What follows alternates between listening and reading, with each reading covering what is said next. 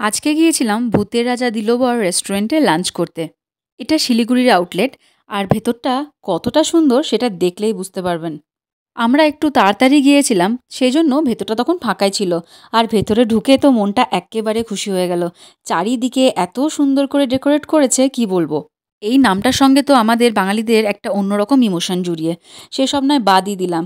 আমি প্রথমে গিয়েই যেটা করেছি, একবার ভালো করে চারিপাশটা দেখে নেওয়ার পর প্রথমেই মেনু কার্ডটা হাতে নিয়ে পাতা উল্টোতে আরম্ভ করেছি।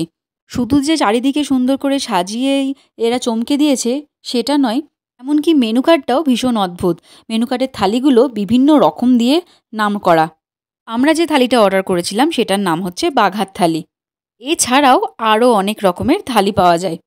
খাবার অর্ডার করে বেশ কিছুক্ষণ হাতে সময় ছিল, ততক্ষণে আমি এই ভূত বাবাজির সাথে একটু আলাপ সেরে নিয়েছি। আলাপ পরিচয় পর্ব শেষ করে চারিপাশটা আরেকটু ভালো করে দেখলাম। যতই দেখছি মন কিন্তু ভরছে না। এত সুন্দর করে পুরো মুভির থিমটাকে একটা রেস্টুরেন্টের দেওয়ালে ফুটিয়ে তুলেছে বলে বোঝাতে পারবো না। আরও যেটা ভালো লেগেছে, খুব লো সাউন্ডে এই মুভির প্রত্যেকটা গান বাজছিল। চারিপাশটা এত সুন্দর করে অদ্ভুতভাবে সাজানো, তার সঙ্গে মুভির গান, মানে দুরকম মিলিয়ে ভীষণ ভালো লাগছিল। তবে শিলিগুড়ির আউটলেটটা কলকাতার আউটলেটটা থেকে একটু অন্যরকম করে সাজানো। যাই হোক, এটাও ভীষণ সুন্দর লেগেছে।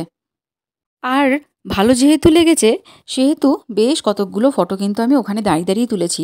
কারণ সত্যি কথা বলতে রেস্টুরেন্টে সেরকম লোক না থাকলেও খাবার দিতে কিন্তু এরা বেশ দেরি করছিল।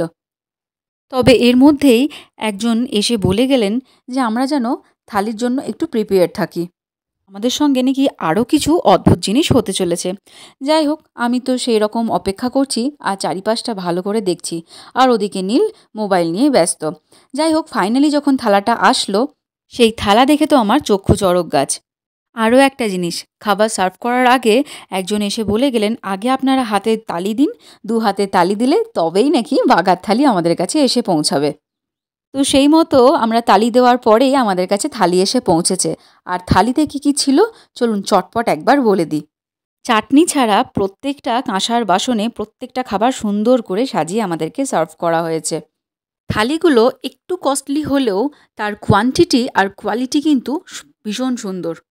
আমরা যে বাগার থালিটা নিয়েছিলাম তাতে দিয়েছিল গরম গরম সাদা ভাত, তার সঙ্গে এক টুকরো গন্ধরাজ লেবু, কাঁচা লঙ্কা, দিয়েছিল ঝুরি আলু ভাজা, গন্ধরাজ মুরগির পকোড়া আর ইলিশ মাছের মাথা দিয়ে কচুর শাক। শাকটা অসাধারণ বানিয়েছিল। তারপরে আসি আর তরকারি পাতিতে কি দিয়েছে। দিয়েছে দুধ শুক্তো, সেটায় বড়ি, ডাঁটা, কাঁচকলা সমস্ত রকম সবজি দিয়ে ভীষণ সুন্দর বানিয়েছিল। তারপরে দিয়েছিল মুগের ডাল, দিয়েছিল পাবদা মাছের ঝাল, মাটন কষা, আমসত্ত্ব খেজুরের চাটনি, রসগোল্লা আর তার সঙ্গে পায়েস। রান্নার টেস্ট নিয়ে তো কোনো কথাই বলতে পারবো না, প্রত্যেকটা রান্না অসাধারণ হয়েছিল। আর পাবদা মাছটাও ভীষণ সুন্দর দিয়েছিল, বেশ বড় সাইজের একটা পাবদা দিয়েছিল। মাটন কষাটা চাইলে আরেকটু ভালো হতে পারত, তবে খেতে কিন্তু যথেষ্ট ভালো হয়েছিল। আর মাটন যেমনই খেতে হোক, মাটন যদি সুন্দর সুসেদ্ধ হয় তাহলে তো কোনো কথাই নেই। আমি তো এই সাদা ভাত দিয়ে মাটনটা জমিয়ে খেয়েছি। তবে একটা যদি আলু দিত সঙ্গে তাহলে বোধহয় ব্যাপারটা আরও জমে যেত। তারপরে যেটা সবথেকে ভালো লেগেছে সেটা হচ্ছে কচুর শাক। আমার ভীষণ ভালো লেগেছে। আর এই একটা থালিতে যা খাবার দিয়েছে সেটা কিন্তু একজনের পক্ষে কখনোই শেষ করা সম্ভব নয়। অন্তত আমি তো পারিনি। চাইলে থালি শেয়ারও করা যেতে পারে। সমস্ত খাবার পরে যেটা একবারেই না খেলে হচ্ছিল না সেটা হচ্ছে এই পায়েসটা। পায়েসটা অসাধারণ বানিয়েছে। পায়েস, মিষ্টি, চাটনি, পাঁপড় সব কিছু খাওয়া দাওয়ার পরেও আমার যখন মন ভরছিল না, তখন একটা আমপোড়া শরবত অর্ডার করেছিলাম। আর এই আমপোড়া শরবত দিয়েই আজকে দুপুরে খাওয়া দাওয়াটা আমি কমপ্লিট করেছি। আর আমি ঢুকে থেকে ভাবছিলাম এনাদের কারো ছবি কোথাও দেখলাম না কেন।